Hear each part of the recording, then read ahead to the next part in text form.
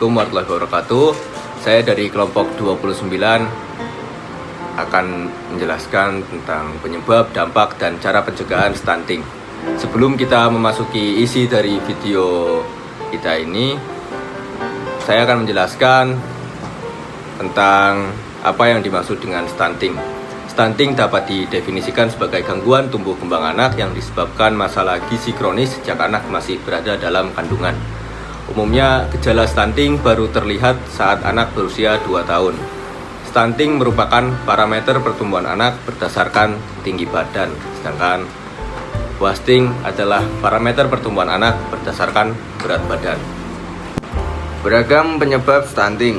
Ada berbagai faktor yang terdapat menyebabkan stunting, yaitu 1. Kekurangan asupan nutrisi selama proses kehamilan hingga anak lahir.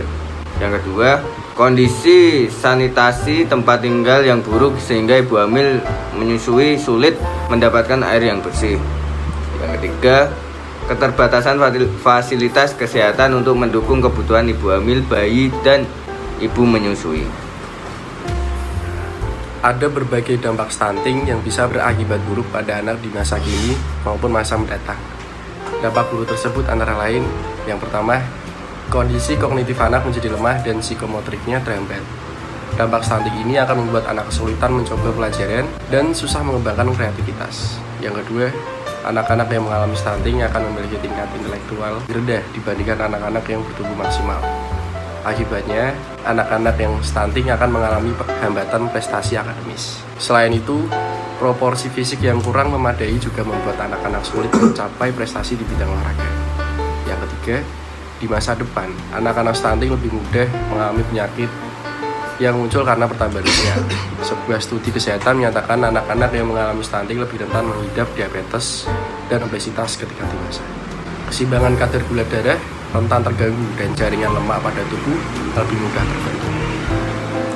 Setelah kami simpulkan beberapa penyebab dan dampak dari stunting, berikut ada beragam cara efektif yang patut dilakukan untuk mencegah stunting, yaitu yang pertama, mencukupi kebutuhan gizi ibu hamil sejak kandungan masih berusia beberapa minggu. Alangkah lebih baik lagi bila calon ibu hamil mempersiapkan kehamilan dengan mengonsumsi aneka makanan bergizi. Dan ibu hamil harus mendapatkan asupan protein, vitamin, mineral, dan asam amino dalam jumlah seimbang untuk mendukung pertumbuhan janin. Asupan vitamin tersebut bisa diperoleh dari berbagai jenis bahan makanan seperti buah-buahan, sayuran, daging, kacang-kacangan, dan aneka produk lainnya.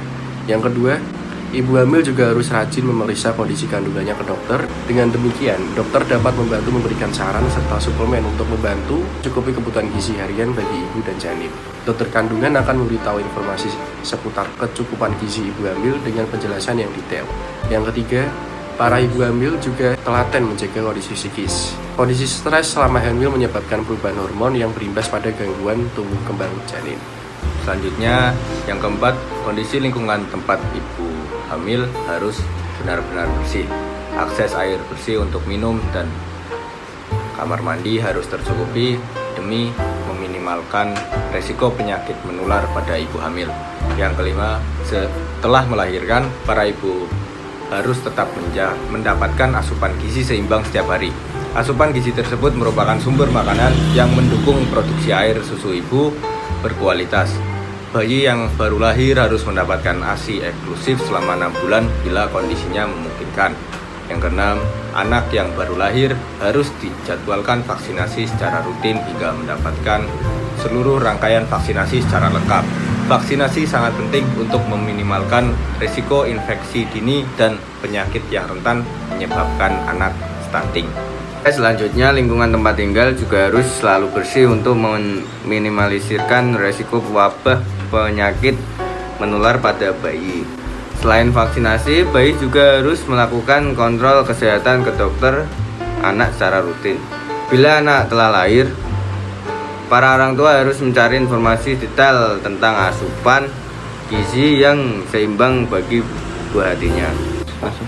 Demikian informasi yang kami sampaikan, semoga bermanfaat. Kurang lebihnya mohon maaf sepenuhnya. Wassalamualaikum warahmatullahi wabarakatuh.